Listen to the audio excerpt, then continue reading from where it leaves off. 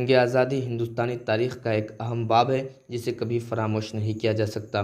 15 اگست 1947 کو ہندوستان آزاد ہوا۔ تب سے لے کر آج تک پورے ہندوستان میں آزادی کا جشن بڑی شان و شوکت کے ساتھ منایا جاتا ہے اور پورے ملک کو دلہن کی طرح سجایا جاتا ہے۔ مجاہدین آزادی کو یاد کیا جاتا ہے، مگر افسوس کہ آپ نے کبھی غور کیا کہ جنگ آزادی میں حصہ لینے والوں میں مسلمانوں کی کتنی تعداد تھی؟ شاید نہیں۔ ہمیں تو یہ بھی نہیں پتہ کہ جہاد آزادی میں ہمارے کن کن علماء نے اپنا قائدانہ کردار ادا کیا۔ جشن آزادی میں اوروں کا نام تو بڑی ہی عزت و احترام سے لیا جاتا ہے اور ان کے اثار کو عوام کے سامنے پیش کیا جاتا ہے، مگر افسوس صد افسوس ہمارے ان علماء اہل سنت کا ذکر تک نہیں آتا، جنہوں نے نہ صرف جہاد آزادی میں اپنا قائدانہ کردار ادا کیا بلکہ اپنی جانوں کا نذرانہ بھی پیش کیا۔ دنیا میں مسلمانوں نے اپنی قوم، اپنے ملک و وطن کے لیے بے شمار قربانیاں دی ہیں۔ اسی طرح جب بر صغیر سے انگریزوں کو 7 سمندر پار واپس بھیجنے کا معاملہ آیا تو مسلمانوں نے اپنا تن من دھن سب کچھ داؤ پر لگا دیا۔ ٹیپو سلطان نے جو قربانیاں پیش کی، 18ویں صدی کی تاریخ میں اس کی مثال نظر نہیں آتی۔ ٹیپو سلطان انگریزوں کے لیے آخری قلعہ ثابت ہوئے۔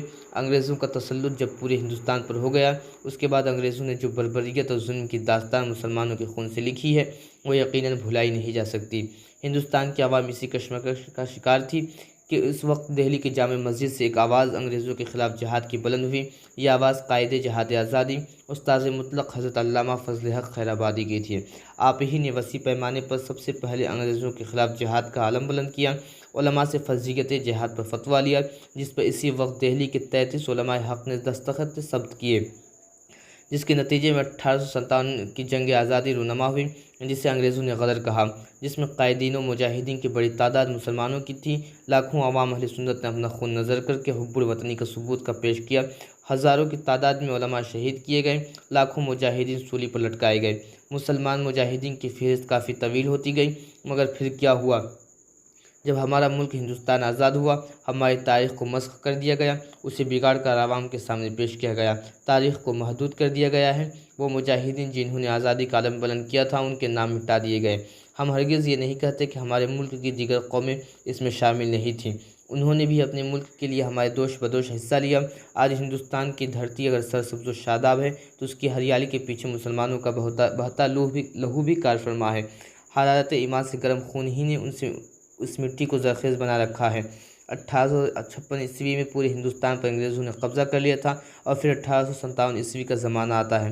1857 میں جنگ آزادی لڑی گئی، اس میں علماء اہل سنت و جماعت کے بے شمار علماء نے حصہ لیا اور انگریزوں سے جہاد کیا۔ جب انگریز پورے ہندوستان پر قابض ہو گئے تو انہوں نے ہندوستان میں کچھ نئے احکامات جاری کیے۔ ان احکامات کو مجاہد آزادی استاذ مطلق حضرت علامہ فضل حق خیر آبادی علیہ الرحمہ نے اپنی تصنیف لطیف الصورۃ الہندیہ باغی ہند میں بیان فرمایا ہے۔ یہ کتاب عربی زبان میں بھی ہے اور اردو زبان میں بھی۔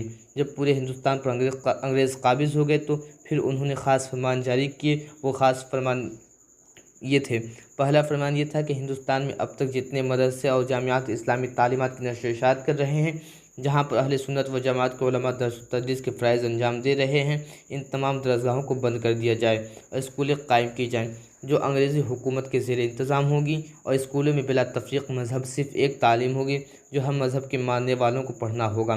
تعلیم کیا تھی؟